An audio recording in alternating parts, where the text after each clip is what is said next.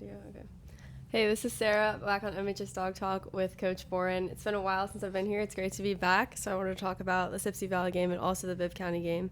So Sipsey Valley 2 weeks ago, the team showed a lot of adversity, another come from behind win for this Bulldog team. How'd you feel about that game? Well, it was great. It was a little bit opposite of what we did last year. The Sipsey Valley game has been very meaningful in the playoff picture the last 2 years. We dropped one at their place in 22. And then we were able to come out in a really great game, I guess 2 weeks ago now. So it was really a little bit different than the way our years played out. We have sort of struggled out of the gate early, and I thought we came out and played really well early against Sipsey Valley. We hit, a big touchdown pass to Javon early and really created some pressure.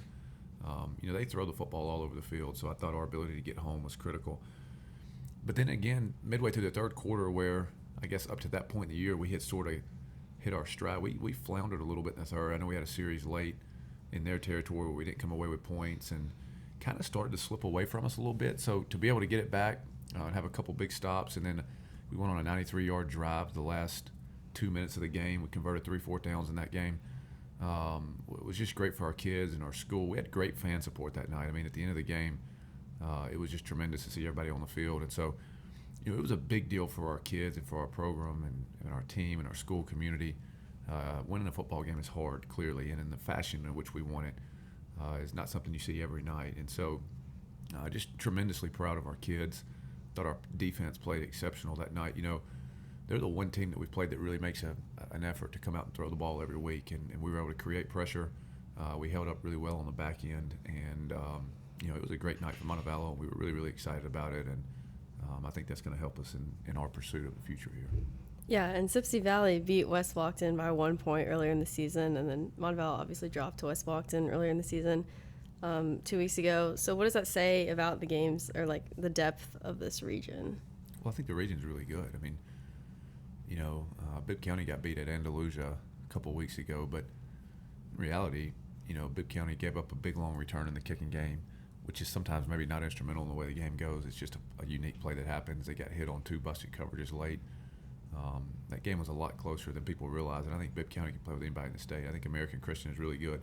Obviously, last week you saw them put up 44 points against West Blockton, which has one of the better defenses in the league. They've got a quarterback that can really throw the football around. So, I was talking with a coach down in South Alabama today. 4A South is just really tough this year. It's really not just this year.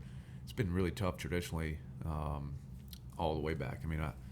My dad coached at Midfield High School in the late 90s, and it always seemed like back then 4A North was really good. You had teams like Midfield, and you had teams like Alexandria and Fayette County, and that was sort of the dominant part of 4A football. And then somewhere along the line it's flipped, and now, to play in 4A South, you go through teams like Jackson, and you go through teams like Andalusia, and you go through teams like Catholic. It's just extremely difficult. Region 1 in Mobile is tremendously talented. The depth in this region is good, but the depth in 4A South is really good. And so it's funny how it's kind of flipped, because now I think some days that, if you could figure out a way to get in 4A North, you'd have a chance to be really, really good compared to what we're playing here. So our region is really good, but every region we play against is really good in 4A South. And so it will be no different this year. We match up and cross over with the Montgomery region in the first round of the playoffs, and in my estimation, that's probably the best region, one of the best regions in the state. You've got 2 teams at the top that are just really, really talented. Defending state championship in Andalusia, and then Montgomery Catholic, who's just done an incredible job really now for 5, 6, 7 years. And it started with the coach who's no longer there, who kind of took a program that was really I know a little bit about Montgomery. That was a deadbeat doormat program forever. And then Coach Aubrey came in there, and they've got it rolling, and Kirk's done a great job sustaining it. And 4A South in this region, but 4A South in general is really, really tough. Yeah, and then speaking to the depth of the region again, the Bulldogs had a tough loss last Friday at Bibb County. What needed to be improved in that game? The biggest improvement in that game is just, we got handled a little bit up front. I think the very first show we had this year, football is a game of blocking and tackling. Kirby Smart had a great quote this week that's on Twitter that a lot of people are retweeting, that, everybody wants to be a guru of the RPO. Everybody wants to do the invoke thing on offense or defense, or play the 3 high safeties, tight front, whatever is popular on Twitter. But the game really boils down to, do you block and do you tackle? And so that is what Bibb County does year in and year out consistently. That's what they've always done. We've got 2 former Bibb County head coaches on our staff here. So it's really an interesting game. So you know a lot of the backstory about Bibb County, but it's just a physical, tough place, and it was no different Friday night. And so I thought we I don't know that the score was indicative of the game. I know last year we came out and played them. I think we got beat 47-0, and it was 21-0 before we ever ran a play on defense. I mean, we were not competitive in that game. This year it was a 7-point game at the end of the first quarter. They had a big touchdown on a basically an end of the half situation right before the half to go up a score in the half, which took some momentum out. But we really played much better than I think the score has indicated. We were close. On offense, we just missed a thing here, missed a throw there. But it was a much more competitive game this year, which I think shows positive growth. And again, as I told our kids, so what? It's one game. You sort of have to take the mentality of like a baseball player. You play 160 games in baseball. You get beat on a Tuesday, you play again on a Wednesday. And so for us, I think that's kind of been the message is, we can't do anything to go out and change the outcome or the narrative of that game. It is what it is. The score is recorded. We move on. And so we've done a really good job this week of turning all of our focus and attention to our upcoming game Friday night. It's homecoming. We're excited about that. And, Holt is a traditionally interesting game. There have been some years where Holt had some really good teams. I remember, we went there in 1998. They had a running back who went to Auburn, and they ran all over the place. And so I've got a new coach this year. He does a really good job. He came from Tuscaloosa County under Adam Weingarten, who's one of the most respected coaches in this state. And the win-loss record is not there for him yet, but I think that it will be. And you can sort of judge a program based on the appearance of how it's run. They're running really, really good offense. They're much improved on defense. And so when you've sort of been down as a program, it takes time. And before you have to learn to crawl before you walk. And so I think they're in that stage now. But I would suspect down the road that Holt's going to have a really good football team. They're very athletic. They're very good in basketball. And, when you start getting the kids out and they start to play and you get a little bit of positive momentum, which I think he will, Holt will be a good football team down the road. So we will have to play well this Friday night. And I think our kids are excited with all of the uniqueness of homecoming and what that presents. And so we're excited to play on Friday night and sort of get the taste of Bibb County out of our mouths and move on into the last, third of our season. Yeah, and you kind of went into that just about the improvement in the Bibb County game from last year to this year. And last year, this team, you were 4-6, finished 4-6, and you're 5-2 now, kind of a little over the halfway point of the season. What kind of growth have you seen in the last year? Well, it starts with our culture and our locker room. That started. You saw us. I'm wearing the shirt today, the we over me. I think it's just the mentality of what you want your program to be. Not my program, but what our kids want their program to be. Clearly, what happened last year was not acceptable in any form, and I think that started with maybe the manner in which the locker room was created. Every team is new every year. There is nothing that carries over. There is nothing that rolls over. Tradition exists, but every year is a new year. It's a new team. It's a new focus. It's a new energy. It's a new set of leaders. There's a new set of dynamics in play. And so I think this group really leaned hard into the idea of what do we need to do to sort of get this fixed. And I think it started with some of the positive strides we've seen in the locker room. We have a very positive team. We have a team that cares about each other and that loves of each other. And we have a staff that loves our kids, and our kids love our staff. And we don't really get concerned or caught up in anything beyond that. I think every day when you show up and you're playing for the guy next to you, because it's just somebody you went to elementary school with and somebody that you have a relationship with and somebody that you're going to come back 25 years from now to a reunion with, and you have care and compassion for that person, I think that matters. And so the idea of buying into the mantra of team, of us, it's we're all in this together. Nobody creates success alone. We went to a book study, I guess in February. We read The Power of Positive Team by John Gordon. Just a tremendous book. I think I've read 8 of his books, and every one of them is similar, but there's unique messages. But the thing that struck me, and the thing that we tried to talk about with our kids, you look at some of the biggest individual accomplishments in life, in the world, on the surface, Elon Musk may be great, and he's the richest human being, but Elon Musk has created nothing by himself. He's SpaceX, he was PayPal, he's Tesla. Those are teams. Elon Musk did not send a rocket to space. SpaceX sent a rocket to space, and it's on the backs of everybody in that organization, from the lead scientist to the guy who's the janitor who takes pride in cleaning the floor so that we can be productive. And all of that stuff matters, and it's the same thing with PayPal. You go and do surgery in a hospital, and there are great surgeons in this country.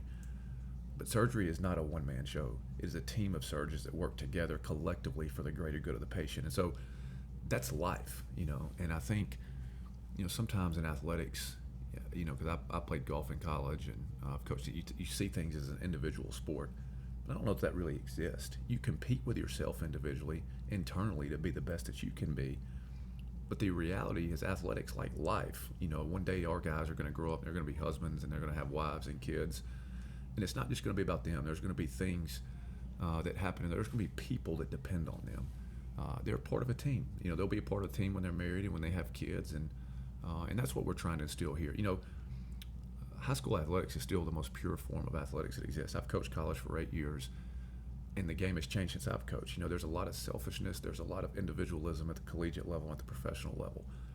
And that's not good or it's not bad. It just is what it is. It's the reality of where we're at. But the game is pure. And the great thing about high school athletics is, they tell you this when you go to the meetings with the Alabama High School Athletic Association, it's the last pure form of education-based athletics. We're doing nothing here other than working to educate our students in maybe a manner that's a little bit different than what you would get in a traditional biology classroom. But it's not really about wins or losses. It's about a process and a journey that they go on that maybe when they get through here, they've learned something in the hallways, hopefully in their classrooms, and they're better people and they can be productive citizens. But there are lessons and things that we instill in kids in athletics that still goes a really long way. And I think maybe sometimes as society we lose sight of that. But that's what we're really trying to do here. And so I think it's been very unique. And to wrap it back into how all this matters to your question, because I've kind of gotten sideways with it, our kids have really bought into an idea and a vision of it's not about them.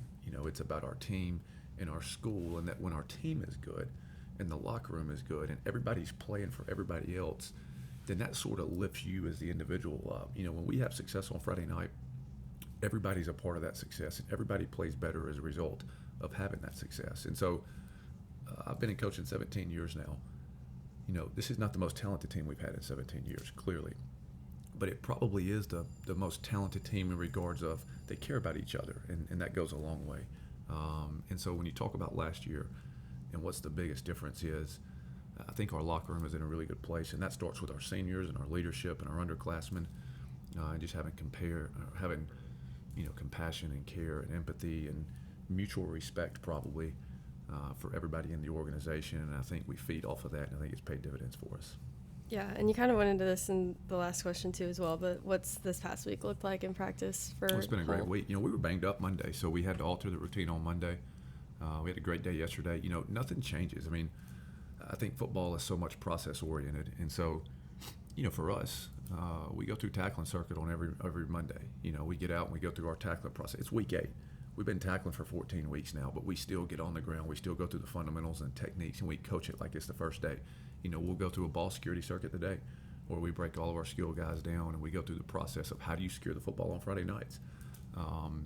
We're going to go through and we're going to format our plan, and there's going to be consistency in that approach from week to week, because again, I think in building a program, you can never get bored with the minute details, because on Friday nights, when you read an article in the paper, somewhere in that article it usually said Team X had 4 turnovers and whatever it is, but those are the things that win and lose games. And so practice has been great because we have great leadership, we have great culture, and when we get to the building on Monday, we go through our process. And so we often tell our kids, you don't win on Friday night, you start that process on Sunday afternoon when we go through the first weight room workout of the week, when we go through the first film session of the week, and it builds on each other Monday, Tuesday, Wednesday, Thursday, Friday. And so we've had 2 great days. We did alter Monday a little bit, but it has to be great, because in order to win, winning is hard. You don't win by accident. And so in order to get the feeling that we want on Friday night, we have to do the work of that each week, and we're going through that process now this week. Yeah, awesome. Homecoming this week. Good luck. Thank you so much. Yep, and we appreciate you. I guess you are going to PA the Powder Puff game tonight, so we're excited about that, and we're excited to continue on in our journey, and hope everybody comes out for homecoming. It should be a great night. I know we've got several classes in town that are 20 and 30 and 10, and sometimes you get lost up. You get kind of lost in the moment of it's a long season and it's 10 weeks, but this is just a blimp on the radar for our guys. And so I think when you get to a week like this, it's sometimes good to maybe take a step back and look at the big picture of one day You know, because I graduated in 2005, so I think next year is 20 for me. One day you're going to be in a position where you're going to go back and you're going to go to your reunion, you're going to go to your high school football game, and you're going to talk about these moments. And so that's why we put so much emphasis on them, because these are the memories that you're going to make, that you're going to create together collectively as a team. And it may seem, you know, arduous in the moment, but when we come back 20 years from now, it's going to hopefully lead to some good times. So that's our goal with homecoming, and we want the community to come out. You know, in my experience here, the parades have always been good, and the homecoming pep rally is exciting. So this is a great week to be a Montevallo Bulldog, and we're excited, and we'll look forward to playing the game on Friday night. Thank you so much. We'll see you next week.